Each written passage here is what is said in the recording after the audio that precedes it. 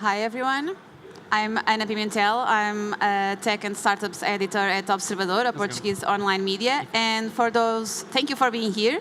For those who have just joined us, before we start our growth hacking panel, I will just ask our speakers to make a little introduction about yourself, just in one sentence, who you are and what you do. Sure. I'm Kris, Naudts, founder of Culture Trip, startup operating in media and travel, if you like, telling stories about what makes a place special and unique, what makes its people and culture special and unique. Okay. I'm Ashleigh Hinde. I run Waldo. We are a direct-to-consumer contact lens subscription company. Hi, I'm Ethan Agarwal. I'm the founder and CEO of Aaptiv. We're a digital health and wellness company. I'm Josh. I speak at noisy conferences that you can't hear that much.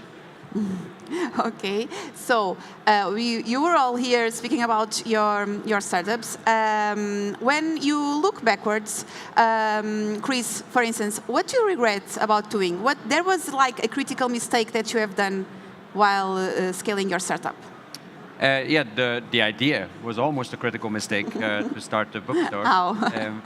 What I have struggled with, I can tell you though, I mean, this has been particularly in the last year, the scale-up year has been actually, I would say, 10x as difficult as the first few years. For the following reasons, really. I mean, if you're a sole founder and you're doing a scale-up, you have challenges, right? And there's actually three, I feel, or three things you need to pay attention to.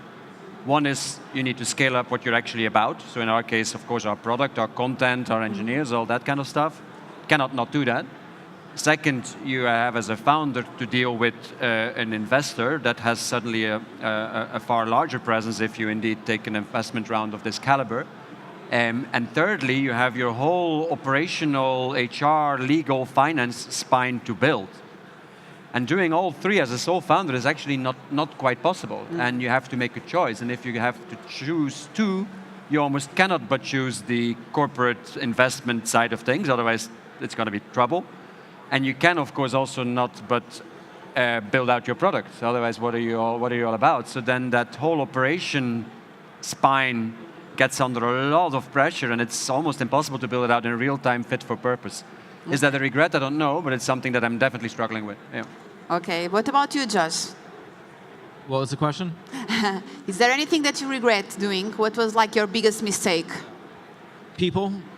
People? Everything's people. Every good decision I ever made was hiring good people. Every bad decision was hiring someone that I wasn't entirely sure of, and it came back.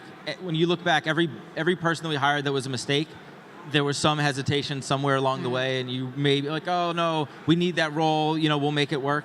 It's 100% people, and every one of those we knew we shouldn't have hired. Okay, Ashleigh, I've seen you just making. Yeah, do you agree? I completely echo that. Every sort of bad hire we've made, there's been some hesitation in the hiring process. And I think following on from that, what's been really challenging for us is as the company scales, it's almost a different company to what it was when we launched. So a year ago, the company had very different needs to what it does now.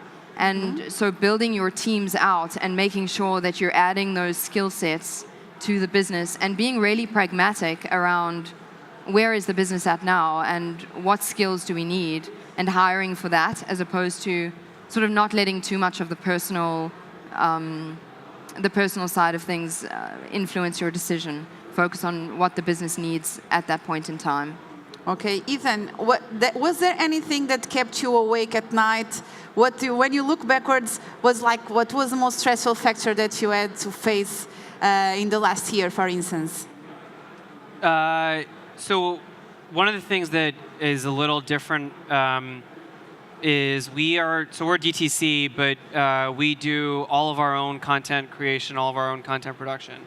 And so it's really, we're not a platform, right? We create our own content. And so one of the things that I found challenging, and it goes to your earlier question, is that I'm a first-time founder, and I don't have any experience in building a company before this. And so as a result of that, I was very focused on following a script that people told me, like, now you're supposed to do this, now you're supposed to do that. And I realized that that's just not true. Like, you are building your own company, you're building your own startup, and there's no guaranteed path, guaranteed answers to anything. You're going to have to figure it out yourself, and each story is unique. And it took me a while to figure that out, but once I did figure that out, I think my own confidence level and the trajectory of the business have become very different. We are here talking about some difficulties about your job, you are while CEO. And Kris, for instance, you mentioned some things that were on your way on the beginning. When you look backwards, what do you think that it was the best decision that you made? The thing that makes your company grow? I would say to not bet on one dimension that works, and to dare recognize that something that seems to work in the competition might still not be a good thing to emulate. So the example I'm going to give is to that second point. So when we were obviously not obviously, but we weren't making money. We were all on audience growth, and then you look, okay, how do others do that? And one example was BuzzFeed. They seem to grow like crazy, and then you look, okay, how do they grow? Well, they grow via social viral video, and by establishing all these sub-brands. So you think like, okay, we got to do that. We should also do that. And then I think that was maybe one of my best decisions to realize like, this is risky. This is not the right way around that they do that, because they are completely and utterly dependent on Facebook, completely and utterly dependent on an algorithm in a way that I thought as a company we should never be. Do we leverage search and SEO? Of course we do, but we do it through proper content that gives answers to people's questions, essentially. And that can never be deprioritized by the algorithms. That makes no sense. But what BuzzFeed did with Facebook was a high-risk dance that crashed. And I think it was critical for us to recognize that and not do that, because we could have spent 30 million of that 80, or decide to spend 30 million of that 80 to set up 1 million sub-brands around food, around architecture, around design, open up offices all over the world, getting people to produce content for it, and it would have crashed. So not to follow the bad examples. But think before you follow something that ostensibly seems to work in the competition. Yeah. Okay, and Ashleigh, what about you? What do you think it is more important for your company to grow? So for us it's a bit of a buzzword, and I don't like using buzzwords, but really being data-oriented and being well-organized in how we use that data, that's been critical to our growth. Small things, even like conversion rates when the button is blue versus red, small things like that, but having the infrastructure to be able to A/B test at such a granular level, that's been super, super helpful for us. And then on the customer side, like making sure that we're really organized about how we track customers' data, how they use the website, and how they're feeding back to us, so that we can be really agile in decision-making and prioritizing what projects to take on in the business. Hinde, what about you? For data. Data also? So our challenge is that no two human bodies are the same, right? So it's crucial for us, if we're going to provide a good product experience, to customize as much as possible for each individual person. And so we use demographic data, we use engagement data, we use zip code data. There's like 160 different attributes associated with every individual person, and we marry that with our own content. And so we try to put those two things together and say, what is the best class for that person at that time? And you have to identify that with 98% accuracy. And so building the infrastructure for that was crucial from day one, because it's not something that you can change 5 years later. There's a lot of things about startups that you can do later, and it'll be fine, but the core infrastructure of your data is not one of them. And so we invested heavily early on, knowing that that's the product that we wanted to build. Now we made that decision 2 years ago. So it's integral to the product experience for us. Okay, Josh, data also? What's your point of view? I almost feel like now I have to say data. We're a data company, but no, like the answer is the same thing as before. It's people, which now is sounding like a redundant. It's a very easy panel. I just answer people to everything. For us, we're at about 530 people. Probably need to hire about 1,000 people tomorrow. But I'd still rather have no one than the wrong person. And what's interesting is, as she was talking about sort of scoping out the sort of right people at the right role at the right time, about 6 months ago, we went to a strictly talent-based hiring approach, which is that at the time we had 400 people. So what does the organization look like when we're 4,000, right? anybody that we meet today that's legit, elite, and fits our culture, and somehow fits into that 4,000 person org, we will hire them today, no question, 100%. We will grab them and keep moving because we will find a place for them. And if they fit our culture, they get it of sort of being a startup in a high growth environment. We're going to find a great place for them to be, and it's going to work out, like, for sure. Mm-hmm. And every one of those has been awesome. The only bottleneck across every part of our business today is people.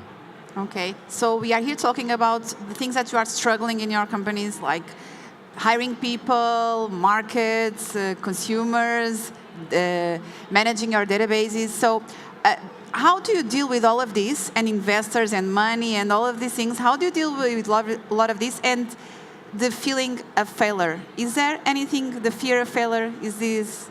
Yeah, it's the only thing that drives me. It's like the number one. You asked me what keeps me up at night. The thing that changes, though, when you grow, like you're 500, I don't know how big your companies are, but ours is 100 people.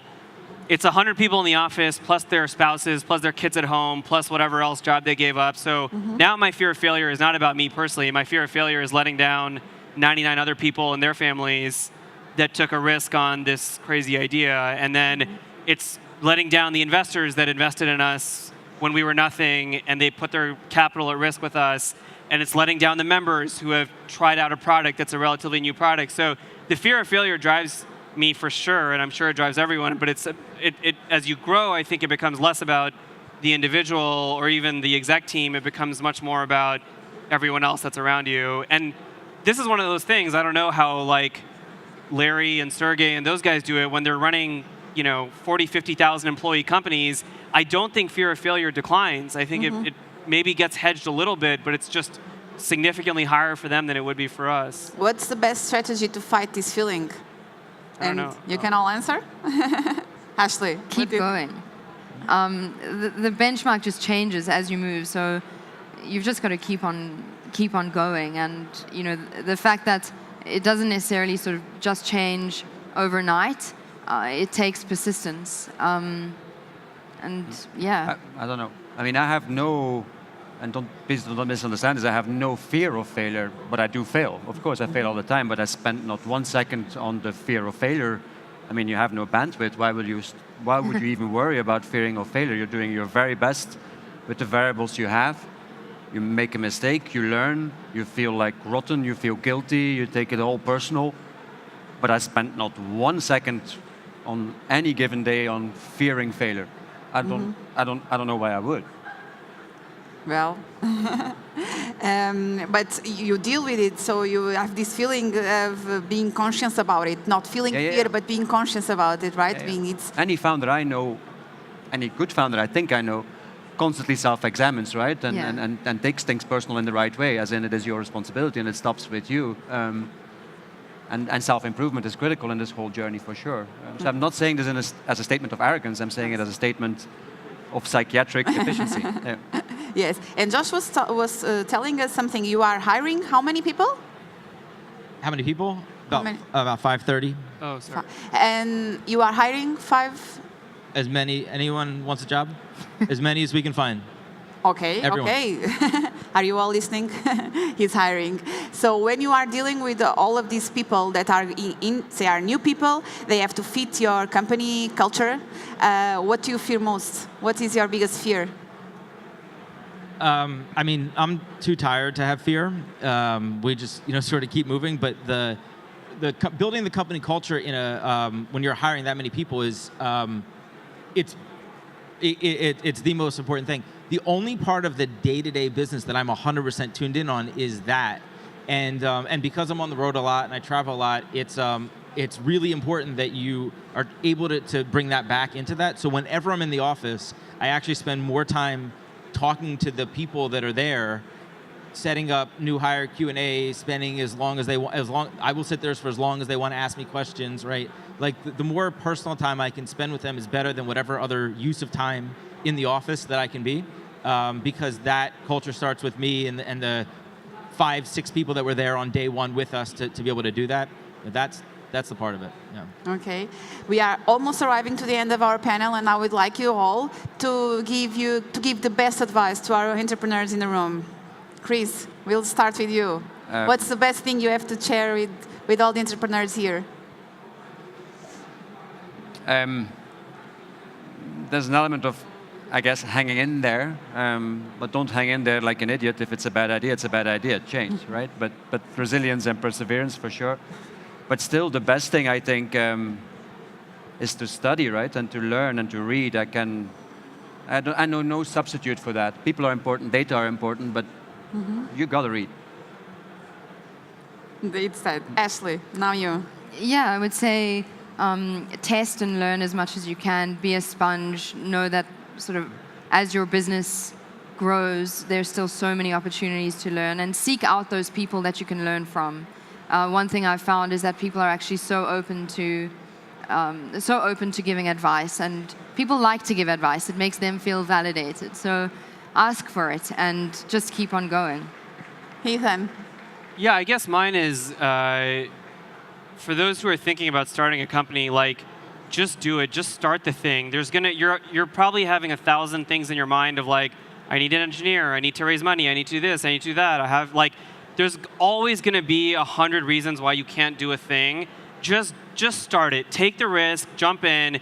Figure out those problems. Solving those problems is going to be crucial if you're going to build a successful company. If you can't solve them at day 1, you're never going to be able to solve them at day 100. So dive in. Take the risk. If you have an idea, it's worth experimenting.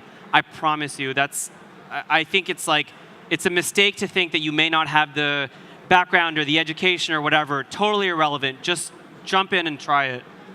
Okay, jump in and try it. Josh. So I have two things that I always say, and one is exactly that, is just do something, right? Which is pretty basic, but it's that. And the other is talk to everybody about everything.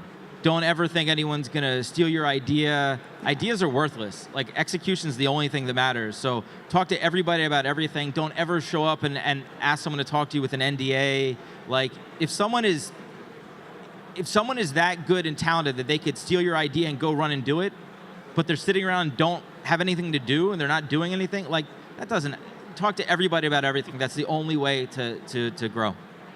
Okay, so talk and risk. So thank you all for being here. Kris, Ashleigh, Ethan, and Josh. And now, thank you for being here. Have a nice Web Summit. Now it's the lunch break. So if you want to hear the rest of the speakers of the growth stage, please come in. Thank you.